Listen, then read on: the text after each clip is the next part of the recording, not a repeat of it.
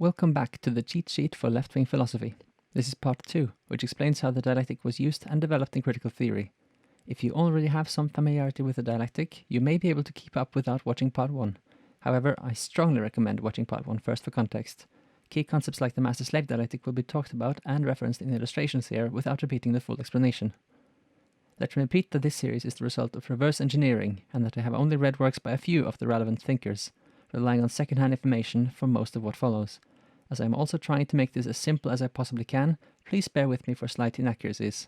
If you notice any, feel free to point them out in the comments.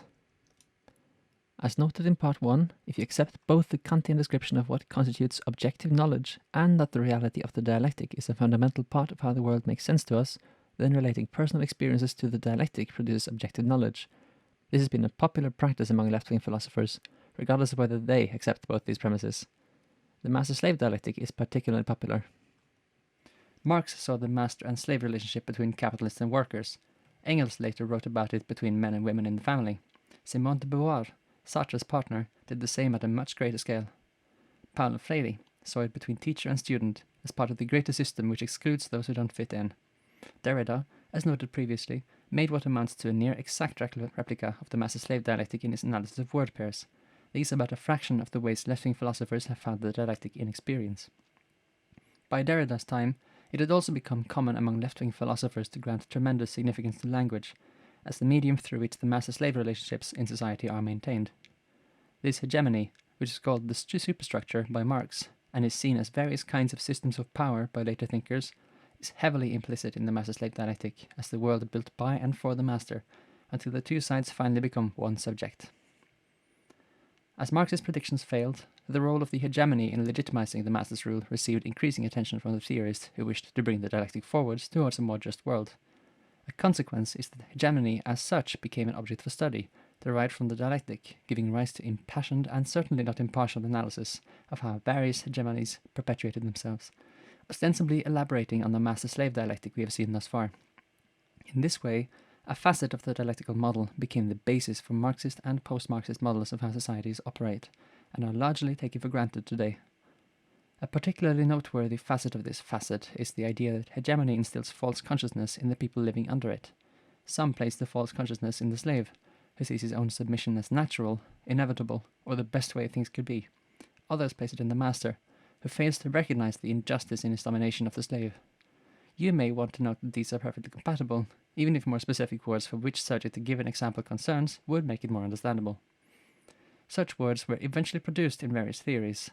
False consciousness in the master is often called something privilege, and in the slave it is often called internalized something. If the dialectic is accepted as something we cannot help but to assume, its constituent parts and byproducts follow. Therefore, the practice of connecting experiences to hegemony also constitutes production of objective knowledge in this view. This practice constitutes one particularly controversial version of the broader practice of problematization.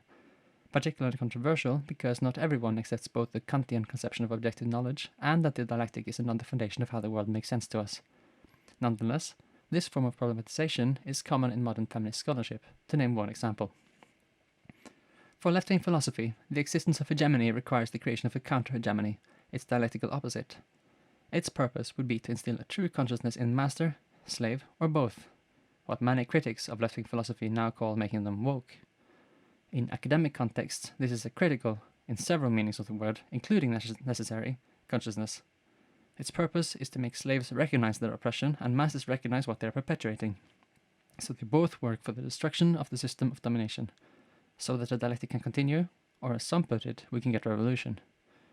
In the Marxist tradition, which was early in its recognition that its slave subject, the workers, were not automatically on board with continuing the dialectic, a theory of hegemony was in the works already at the start of the 20th century. The solution of a counter-hegemony was described by the Italian Antonio Gramsci, and is his claim to fame. With an analysis of what we might call the pillars upholding the hegemony, family, education, and law among them, it made sense to target these pillars for the creation of the counter-hegemony. This project was called the War of Position because it sought to take the positions that create hegemony and repurpose them. It was later termed the Long March Through the Institutions by communist activists. Some might want to call it a conspiracy. Depending on who you ask, it is still ongoing. The critical theorists of the Frankfurt School, who followed Marx and Hegel about 100 years later, first described critical theory as a kind of theory that, unlike traditional theory, did not just seek to understand the world, but also to change it.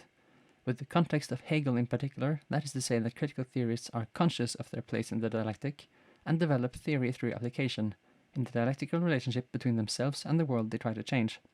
The shortest formulation of this is that critical theory contains both theory and praxis, as discussed in part 1. A consequence of note is that it is not obvious what of the things a critical theorist does is about communicating understanding and what is about transforming social reality. I recently found a paper which described it as follows, paraphrased. Critical theory advocates for a dialectical notion of truth. According to this conception, apparent facts may be mere outdated and repressive aspects of social reality, which should be eliminated rather than recorded. Therefore, critical theory does not aim for faithful description and generalization of data, but to be a part of, or guide for, praxis that will serve to eliminate the repressive aspects of social reality. The truth test is not observational verification, but evidence of the power to inspire successful practice. It is worth noting that this sense of truth is far removed from common usage and may confuse readers about which standard is being used whenever a critical theorist is involved. While the Frankfurt School coined the term critical theory, it applies to all science and philosophy that meets these requirements, retroactively or in the future. Since the critical part of the name is a play on words, and intellectuals love being clever like that, many fields to do critical theory will put it in the names. However, since being critical is generally regarded as a good thing, it is worth remembering that critical theory does not have a monopoly on the term. It mainly distinguishes itself in this regard by using critical with a layered meaning. The fields are critical of something, and they see themselves as critical to changing it in a desirable manner, often with reference to the dialectic. Essentially, this is left-wing philosophy. If the dialectical notion of truth strikes you as foreign, here's an example that might give you an idea of how it works. Imagine you have a school where one kid is acting out and causing trouble. Very likely, this kid is going to get a reputation for it. Knowing his reputation, he can easily act on it, trying to fit the role assigned to him by his previous actions and their consequences. This social assignment is what is called a social construct, something people are made to do together, and here it means trouble. However, teachers and others can recognize an ability to change in the kid and speak to what the kid is good at other than making trouble, to avoid reinforcing the pattern and perhaps even eliminate the pattern of behavior the kid was so often described by. This is successful practice by choosing not to speak to something that may be true at the time of speaking, but that might change if we just socially construct something else in its stead. The extent to which this works is debatable and results may vary, and employing the standard in science is certainly controversial since it entails potentially wrong speculations on what and how things can change, but hopefully you can now see how it can appeal to someone. Another term for this is reflexive truth, meaning statements which become true as a result of being believed. Critical theory-based scientists might decide to dismiss undesirable facts as social constructs, avoid recording them, and emphasize or play up other facts in order to facilitate desired social changes, hoping that in doing so, what they say will become the truth. The first generation of Frankfurt School scholars is notable for two things in particular. First, as philosophers looking back at the dialectic of historicism, of consciousness becoming God through reason. They noted the scale of one and then two world wars, as well as the creeping spread of rational argumentation in the sciences, and thought they saw the God that was being made real. It did not seem to be one that upheld the Kantian ethic, another formulation of which emphasized that one should always treat people as ends in themselves, and never only as a means to an end. The sciences and the logic of production in a capitalist system seemed to have gone into a union that required people to treat others as means to an end. To this point, Theodor Adorno, one of the major figures of this generation, once asked if a good life was even possible under capitalism. One of my sources goes as far as to indicate that Adorno thought that the dialectic as such led to misery, but that all the same, we had no choice but to participate in it, since it is all-encompassing. This amounts to a denunciation of the dialectical god of historicism. Another example, which did not go quite as far as Adorno, the first director of the Frankfurt School, Max Horkheimer, also argued that sciences aspiring to neutrality let themselves be co-opted by Nazis, as the Nazis allowed for inhumane research and used the knowledge they gleaned from it to do horrible things. In order to avoid this anything goes, free science being useful to groups like the Nazis, Horkheimer wanted science to embrace ethics, and attempt to create knowledge which would not be helpful to the Nazi cause. What exactly that entails, I can only speculate about, but it can easily be read as a call for science to be beholden to, or perhaps you should say co-opted by, critical theory, and for it to not report findings accurately if those findings are seen to help bad agents. With such a reading in mind, it is obligatory to ask who defines what constitutes a bad agent, and the extent to which science should be constrained by such concerns. No doubt there's a range of different answers here, from the reasonable to the totalitarian, with people all along the spectrum. In any case, Horkheimer demonstrates a clear mistrust of free science. Horkheimer's mentality about science is not unique to him or necessarily limited to science. His contemporary, Walter Benjamin, devoted much time to creating a similar theory of aesthetics, that is, the philosophy of art. Benjamin worked with expressed intent to create a theory of aesthetics which would not serve fascists. Presumably, Benjamin noted how fascists, like the Nazis, had used art and ritual to appeal to the masses, and wanted to find a way to make this impossible, just as Horkheimer wanted to make science useless to the Nazis. Since my sources are fairly vague on this point, as far as I am aware, this project went nowhere. Still, considering how the Nazis embraced things like beauty, one form such a project might have taken is in trying to change either what people find beautiful or what artists create. As a composer myself, I find it unlikely to have accomplished its goal in this form, and likely to produce exactly what it seeks to prevent, but remember, this is speculation. The second notable thing about the early Frankfurt School was the modifications they made to Marx's version of the Dialectic. Horkheimer put it fairly simply, but I will simplify further. Marx failed to see that capitalism helps workers build a better life. He failed to see that freedom and justice are dialectical concepts, meaning that more justice means less freedom, at least until synthesis, and he went wrong in forwarding an ideal society of free human beings. Critical theorists eventually learned of the totalitarianism of attempted socialist regimes, that is, the step Marx predicted on the road to communism, led by a dictatorship of the proletariat, the slave subject. It is not that they no longer wanted communism, but that they learned to be careful in advocating for anything. They would instead point to problems that needed changing and leave the question of how it should be changed basically open, in order to avoid totalitarianism. This iteration of the dialectic took as its starting point a dissatisfactory situation, articulated a problem and left the concrete, Hegel's term, solution as an open question. It was dialectics, or philosophy as such, done negatively, and it had moved that much closer to the alchemical process of refinement, where impurities are removed to uncover the gold in the subject matter. Marcuse, a major figure from the Frankfurt School of the 60s, described it as a method which used the negative to make something positive. Adorno called this method negative dialectics, but you may also hear of the way of the negative. Habermas was a leading figure in the second generation of the Frankfurt School. He saw the rejection of reason and of the previous generation as going too far, because there are different rationalities at play. He noted scientific instrumentalist rationality as the one his predecessors decried. He also noted a pragmatic rationality people use in day-to-day life, and a rationality of communication. The latter was central to his theory. Habermas is seen by many as a moderating force in critical theory, taking away the sting of its criticism of contemporary society, a sting that was there in the previous generation and which would return with the next director of the Frankfurt School, Axel Honneth. This is because of Habermas's less polemic stance on reason, and the fact that he ran afoul of the way of the negative as a result. First of all, Habermas regarded all these rationalities as having their place. When he echoed his predecessors about the rationality of science, he maintained that science was a powerful force which was reliant on this rationality, but that we should steadfastly prevent it from moving out into the social world, as that was the realm of the other two rationalities in their respective ways. In other words, he made a prescription. By retaining rationality, Habermas introduced a method to critical theory, which he called rational reconstruction. This method starts by observing how things are done and professed ideals, or attempts to articulate the ideals if they were implicit. Then it compares them to see if there are any inconsistencies or contradictions between theory and praxis. This method is meant to aid people in living up to their own ideals, thereby avoiding totalitarianism by seeking the standard for evaluation from the target of evaluation, rather than from the critical theorist himself. The method can be applied to anything with ideals and practices, including and perhaps especially critical theory itself. With Habermas, the rationality of communication basically took the place of Hegel's consciousness with reason in the Dialectic of History, by way of what he called deliberative democracy.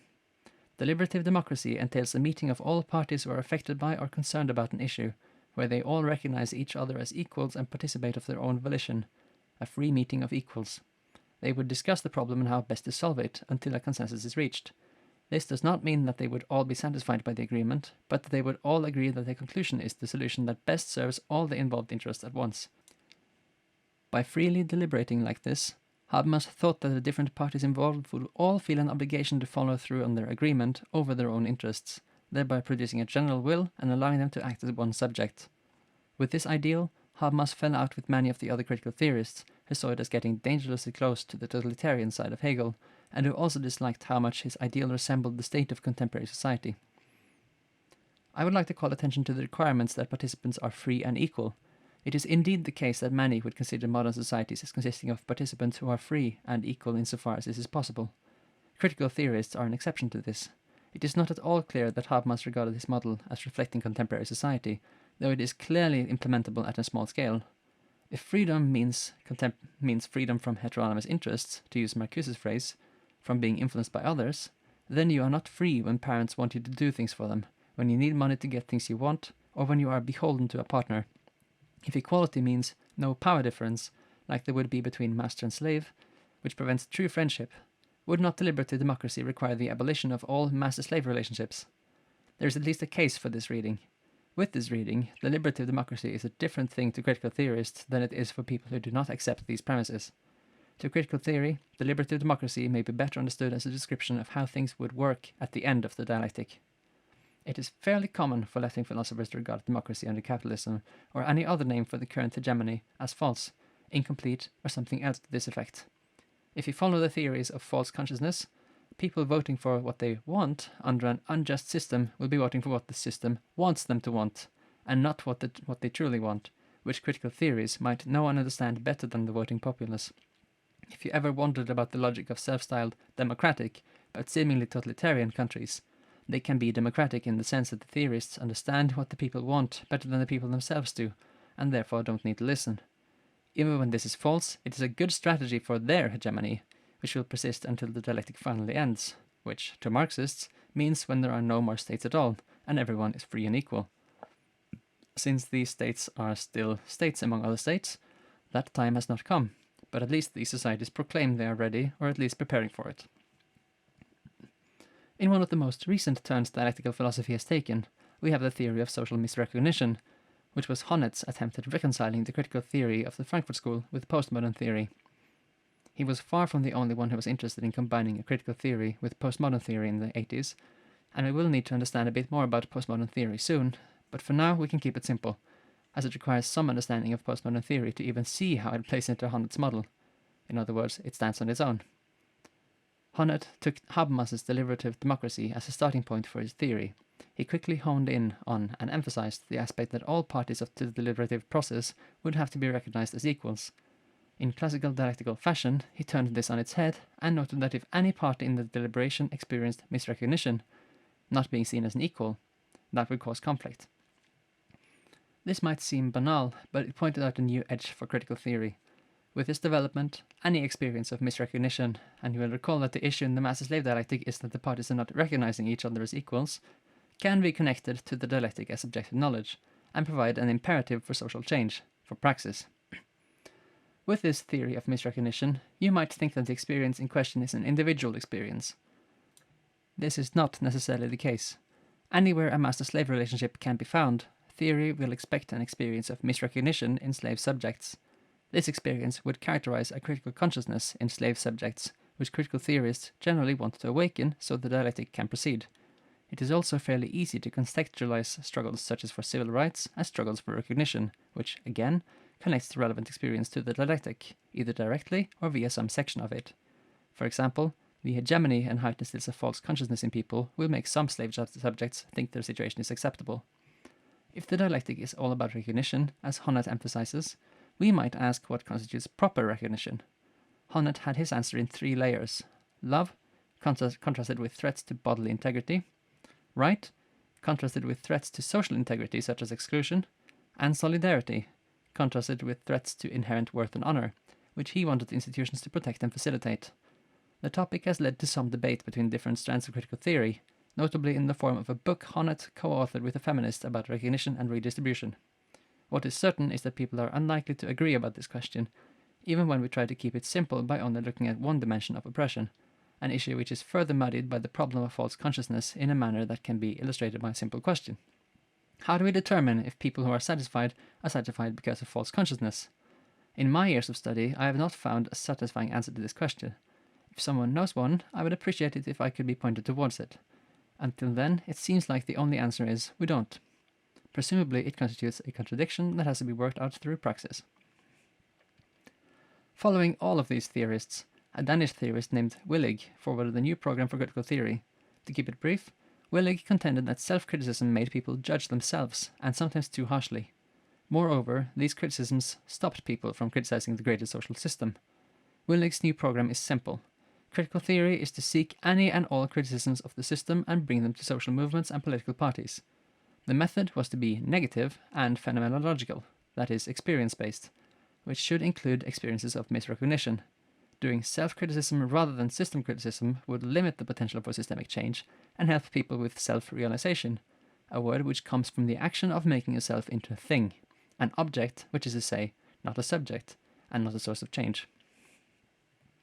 Critical theorists started by drawing on Marx and Hegel, both of whom envisioned an end of history with religious undertones.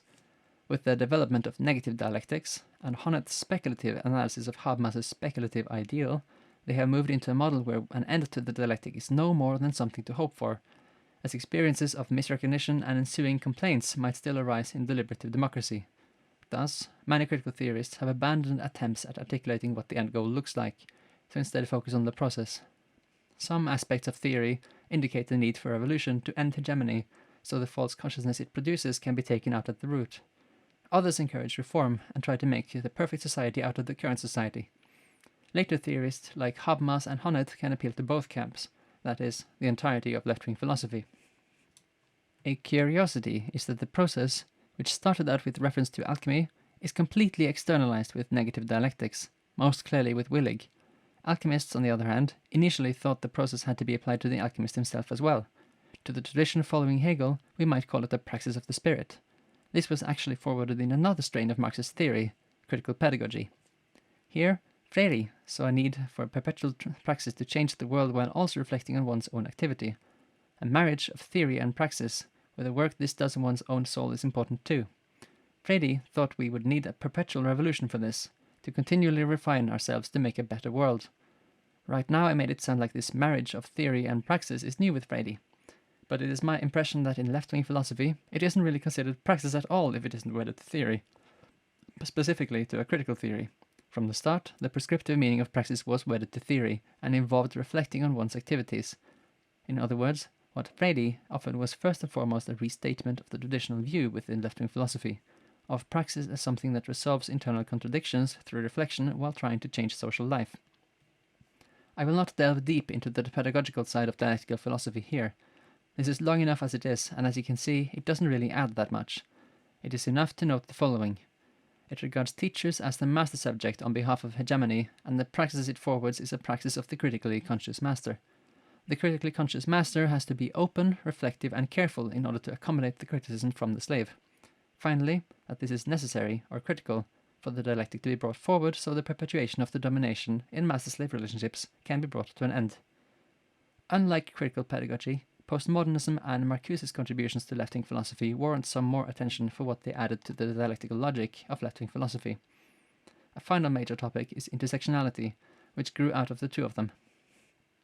With Marcuse, many ideas that were already in critical theory found great popularity in the 60s. Recall that this is before Habermas redeemed some kinds of rationality in some domains to some critical theorists. This is important because Marcuse's ideas would gain tremendous influence in many left-wing milieux without Habermas's moderating force. First of all, Marcuse forwarded a new name for the end goal, noting that the desire was for liberation and for socialism without bureaucracy. This was not least an attempt at distinguishing their desire from what had been done in the Soviet Union. It was also the result of incorporating Freud's psychoanalysis into the theory, concluding that the hegemonic capitalist system channeled people's eros into productive labor. This is very simplified, but the idea is that erotic drives needed to be liberated, and that this could not happen under capitalism. The emphasis on liberation, or emancipation, was in the theory from the start. In the master-slave dialectic, one dominates the other, thereby limiting his freedom, but the dominator also finds himself dependent on the slave. Surely freedom is independence. Moreover, even in Hegel, the end of the dialectic constituted liberation in the sense that it would see all subjects become one in God, whose omnipotence implies freedom. In Marx, communism is about freedom from the bondage of capitalism, and critical theorists always emphasize their purpose as challenging repressive or oppressive systems in order to aid in the emancipation of free subjects. And it does not regard anyone as free before everyone is free at once, instead merely seeing people as enjoying prisons with varying degrees of comfort. Thus, Marcuse's emphasis on liberation was largely a rebranding of the ideas in the tradition, done not least to seek common cause with various contemporary liberation movements. This rebranding had enough power to support and connect people in these movements who shared a worldview built on Marx and Hegel. These portions of these movements we may call liberationists in Marcuse's spirit. They are characterized by a project that goes much further than the one-dimensional, usually liberal, allies. Marcuse also echoed his predecessors with the notion that rationality was part of the hegemony, part of what perpetuated the false consciousness that maintained the oppressive system. This idea was later pinpointed by a liberationist who followed in his tracks, Audre Lorde. She argued that rationality was a tool of the master and that these tools would never dismantle the master's house, though they might temporarily beat him at his own game. Why is rationality viewed in this way? Because many of the arguments against liberationists appeal to rationality. They might call a proposed solution practically impossible. Maybe it runs counter to an important principle, or maybe rationality will be evoked to say that this, whatever this is as good as it gets. In these ways, rationality stands in the way of liberation. It protects the state of things, the status quo, by setting the dimensional limits of thought for people operating within the hegemony of the master. This is without even considering its role in aiding capitalism in discouraging people from treating others as ends in themselves, which adds another line of moral attack on rationality. To get out of the one-dimensional system of rationality and its loyalty to the master, Marcuse forwarded the idea that we should rely on imagination, since it breaks the boundaries of rationality. Can we imagine that things could be different? Then we can decry the way things are done today, and search for ways to make our dreams reality. This practice can generally be called reimagining. It reflects how Marcuse thought that negative dialectics could give rise to something positive, as the imagination is spurred by something negative to imagine something better. The most pop-cultural reflection of this is John Lennon's Imagine, which was supposed to be the Communist Manifesto in the form of a song. As has become a pattern here, this idea was also latent in some of Marx's works, though easily overlooked. Marx regarded it as a specifically human trait to be able to imagine something and then to create it, and that in this, man can recognize himself as creator. In this form, the idea is actually fairly common and not at all limited to Marx, but when combined with the dialectical idea that man creates society, which in turn creates man, and vice versa, it becomes a matter of what was later called social constructs. Things humans have made together, what can be made and what cannot. It should therefore not be surprising if later iterations increasingly focus on getting everyone on the same page, heavily implying that in doing this, man can achieve omnipotence and bring into being anything, including heaven. Marcuse seems to have been aware of and largely thought along these lines. This is a tradition of humanist thought which puts humanity as such and in its entirety in the place God formerly held, which stands apart from the tradition of humanist thought which simply holds that every human has immeasurable and unique value. I call the former collective humanism and the latter individual humanism. I think the former, with its desire to get everyone to agree in order to make the perfect world, contains the ideas of Hegel's historicism and still seeks to bring the dialectic to its conclusion in this way, thereby creating a singular subject, which will be God. Marcuse thought that in order for socialism to become reality, it would require what he called a biological foundation. He saw this in trying to instill in people an attitude of absolute intolerance of domination in all its forms, so they could come together in solidarity as one movement to fix all master-slave relationships. He called this attitude a new sensibility. Sensibility is a term in philosophy which was present in Kant, which generally means something you decide a priori, something you just decide ahead of or regardless of experience. For example, when I mentioned Levinas earlier, his ethic of responsibility in the encounter with the other also described it as a sensibility. Marcuse was particularly interested in instilling it in students, as they had a lifetime of praxis ahead of them from within the hegemony. Some of his students suggest that he succeeded with them, like Angela Davis. Creating a new sensibility makes a lot of sense in the context of the dialectic. At least since Marx, there has been an emphasis on how man creates society which then creates man, in a dialectical relationship of the kind we saw with the hermeneutic circle. By consciously trying to create a society which then creates a specific new sensibility in man, one should therefore be able to guide the development of this dialectic. I should be clear with this, it is really just a practical application of the concept of hegemony, and a restatement of Gramsci's idea of a counter-hegemony. A final key point with Marcuse, setting aside his famous and freely available discussion on the need for liberating tolerance to be repressive tolerance, with no tolerance of the right but tolerance for all impulses of the left, is his observation, echoing Horkheimer's conclusion, that capitalism is making the lives of workers better. With better lives, the workers are not getting more miserable. This means that they are no longer a subject of the dialectic, or that they have been successfully turned into an object, a tool of the master. To progress, then, the dialectic must find other slave subjects to move through. Marcuse saw potential for this in the various liberation and civil rights movements around the world at his time, and essentially argued that critical theory should redirect its attention to groups like women, black people, and what they later turned into an acronym for all those who in some way differ from the norm in anything having to do with sex or gender. These groups demonstrated revolutionary energy and showed a lot more promise for the dialectic. We may summarize it as a form of a Marxism that has shifted away from the master-slave relationship it initially concerned, but which retains a lot of the ideas of Marx as well as the entirety of Hegel's dialectical logic, only applying it to the identity categories it deems more potent. We will get back to it in part 3 with intersectionality after a brief explanation of postmodernism.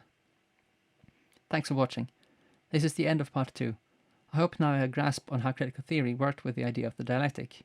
In part 3 we will get to postmodernism and intersectionality.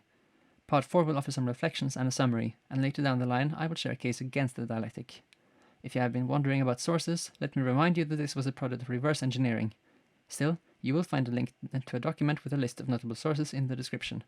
If this series has piqued your interest, I recommend subscribing and so on, so you'll get notified and I'll get an idea of how much time I should spend on YouTube. If you want to look behind the scenes, you can find me on Twitter, and if you have some tips for improvement, please share them in any way you would like. Thank you again for watching. You will see me around.